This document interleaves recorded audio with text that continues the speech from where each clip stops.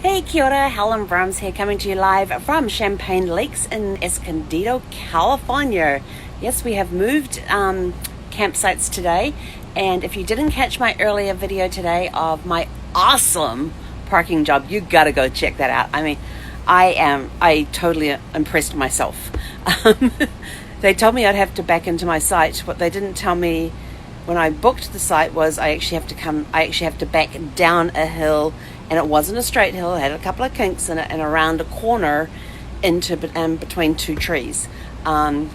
So with my rear view camera deciding to cooperate today, sometimes it doesn't when it's in reverse, but today it did, and with two people from the resort guiding me, we took a slow descent, and at one point it was felt really steep, but then you got 32 feet and you could feel the engine, you could feel the RV just wanting to, basically I just wanted to take my foot off the brake and let it roll. That's how much I was having to work it, getting it in today, but got it down there. Go check out the other video, it shows you where we came from. Then I posted a couple of pictures from the top of the road looking down to where the RV's parked, but it still doesn't give you an idea of just how steep that really was. It was kind of actually a little scary coming down an animal afterwards, to be honest, because I came over the top and come down the animal, and I kind of felt like I was on one of the streets in Dunedin. And those of you from Dunedin will know, because we, up until a couple of weeks ago, had the steepest street in the world until somebody in Wales overtook it with a track. So we have the steepest city street in the world and the steepest street in the Southern Hemisphere. It wasn't quite that steep, though. It wasn't that steep. It was more like, trying to think of the street name. It'll come to me later. But I felt like I was going down one of those streets when I was coming nose first with Animal later on to park him. But today has been really amazing. Not only did I amaze my, and they did actually ask me if I wanted to get out and walk down to see where I had to go, or just trust them. I said no. I'm going to trust you guys to do this, because you've done this before. I haven't. You know what you're doing. And so I put my total trust into them, and they got me into the parking space, even parked so that I could get the awning open, get the slides out with no problem at all. So it was quite amazing. Not sure what happened there. It said signal lost and recording, and then went back to live. So if you notice a jump in the video, that's why. And they're supposed to have really good signal here. But anyway, so really like it here. Lots of trees. I'm on one of the few sites that's actually gravel. There are most of the sites around here are on concrete pads, but I'm on a gravel site, which is awesome. I have full connection, so I don't have to worry about how much amps I'm using. I don't have to worry about blowing a breaker. They actually have 3 connections at every site that you can do: 50 amp, 30 amp, or 20 amp, depending on what your vehicle requires. So 50 amp full, and I don't need to worry about having the 2 AC units running together. I just put them on because the RV wasn't cooling down with the cool breeze that was coming through. And I had just about every window open. I have one window I haven't gotten open yet because I've got the string tied around. One of the strings on one of my blinds broke, and I need to replace the little wheelie thing at the bottom that it attaches to. So to get the blind out of the way, I'm going to show you my repair. I'm going to show you my instant repair job. So this is what I did. I took this string here because, let's see if I can show you on here. Down here, there's a bobbin type of thing here that the string attaches to. You can see this one's got the string attached. Actually, it's probably really muffled. So down there is the little bobbin thing that the string attaches to. The one on this side broke, and when it breaks, this drops down and you can't keep it up. So this is my attempt to keep it up so I can get in there tomorrow and replace the little bobbin thing. And so I'll replace the bobbin thing tomorrow, and then figure out how to reattach that string to the bobbin thing. That's going to be, maybe I'll wait till Monday, because then I'll have 2 extra pairs of hands to help hold the blinds up, so I can get our fingers in there and do that. But yeah, on the way back, we've got that poor connection thingy going again.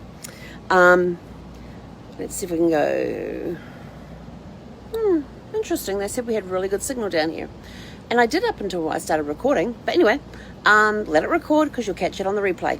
But had a really, really, I have lucked out on my Lyft drivers when I have ordered Lyft drivers to take me either back to pick up the RV or back to pick up animal, because I've had really interesting conversations with these people. And today was the most interesting conversation I have ever had. This lady, her name was Susie, and Susie was a very interesting character to talk to.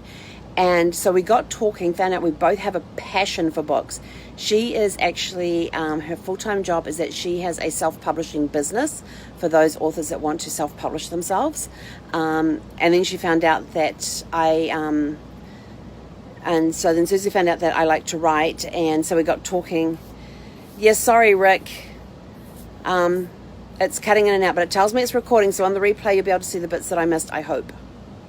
I'm not sure how that bit works, but they said I had really good connection, so we'll see if I can stay here with the phone exactly where it is and see if we can keep the connection going. So back to my story about Susie, my Lyft driver today. So she actually, in her full-time job, it's her own business. She is she publishes books for people who want to self-publish. Very interesting lady, because we both found out we both had a passion for books. I like to read them. She likes to read them. She likes to help people publish them. I like to write. And so we were just talking, just general conversation, talking about different things that had happened in our lives. And we had a lot of stuff that, there we go again on the poor connection. We had a lot of stuff that we were parallel with in our lives, which was kind of interesting. And then she says, when you write your story, I want to read it. So I turned around and I said, well, my story is called 9 Years, 8 Months and 3 Days, and it's in the process of being written. And she looks at me and goes, what? And I said, 9 years, 8 months, 3 days. That's the date, from the date my husband was diagnosed with cancer, to the first diagnosed cancer, to the date he transitioned. That's how long that journey was. And that's a story about me as the caregiver, my journey through his cancer journey. So 9 years, 8 months, 3 days. And she was like, I love that. And she had just helped a woman publish her story about being a caregiver for her husband. So she was really keen to get her hands on my story. I said, well, it's still in the process of being written right now, like a lot of my books. And she said, well, how many are you writing? And so I took her down the list of the tour guide I'm writing, of the book series that is in my head that won't come out. It's there. It just won't appear on paper. And how when I went to Alaska, I got inspired to write the prequel to it. So I've actually started writing the prequel to the series. Hopefully that will help jumpstart the series. I know my characters. They keep coming to me every now and again and going, hello, how are you? So I was telling her this, and it was just, the connection with this woman was just incredible. And her symbol for her business is a pineapple. Oh, because she had dragonflies earrings on, and this really gorgeous patriotic dragonfly that had like the American flag on the wings, and was given to her by a Vietnam veteran, and she takes it with her everywhere. And so we got talking about dragonflies and stuff, and she said, well, for my business I actually use a pineapple. And I said, oh, pineapples. I said, they are the symbol of hospitality.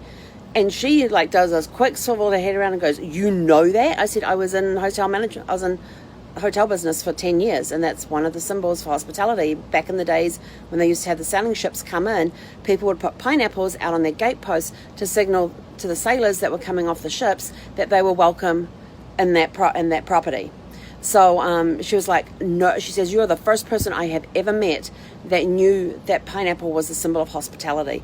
So we just had a great conversation, and it was just interesting how people come into your lives at certain points and either help guide you into a direction you didn't know you needed to go, or help inspire you, or give you, just help inspire you. And she helped inspire me today to get back into writing again. So stay tuned. We'll see what happens. And she, even when she found out I was living full time in my RV, she says, you need to write about your adventures.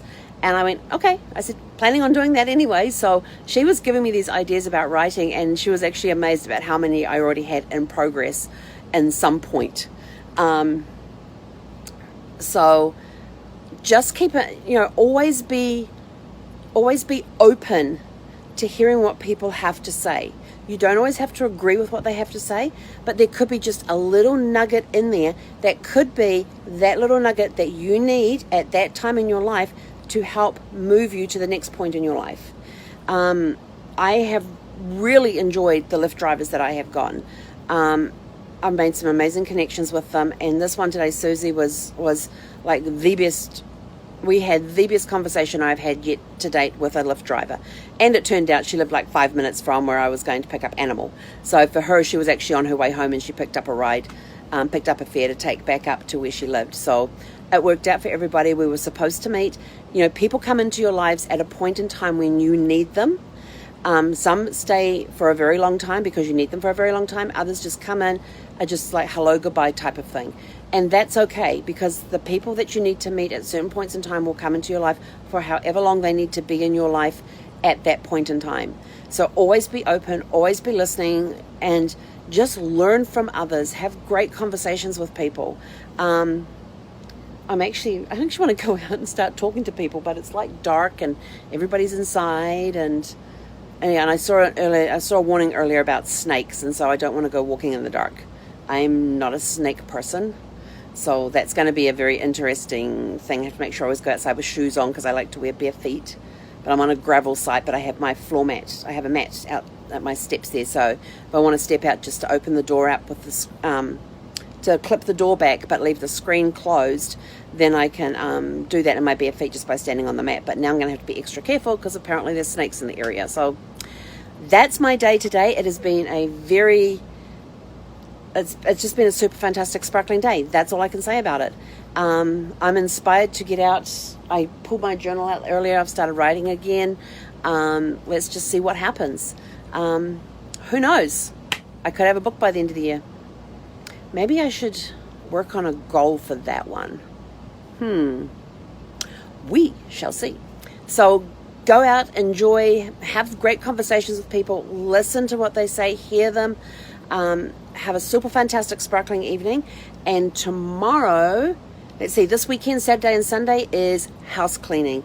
I am cleaning the inside of this RV from top to bottom inside, because Mum and Dad arrive on Monday.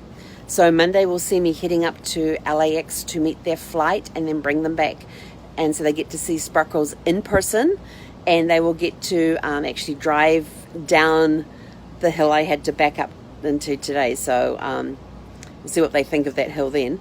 And I've got to get the laundry done and all that sort of stuff so everything's ready when they come in. So my weekend's going to be busy doing housework, getting ready for my folks to arrive on Monday. And that's it from me for today. It's been an awesome day. I apologize for the connection issues that happened, but please go back, watch the full replay once it's reloaded, because it did tell me it was recording. So hopefully the bits that you missed or where it got really shaky, the video was actually recording and will go into the replay when it gets hooked up, and now it goes back to poor network connection again. Okay, have a super fantastic sparkling evening, and we will catch you guys tomorrow. Hekonera.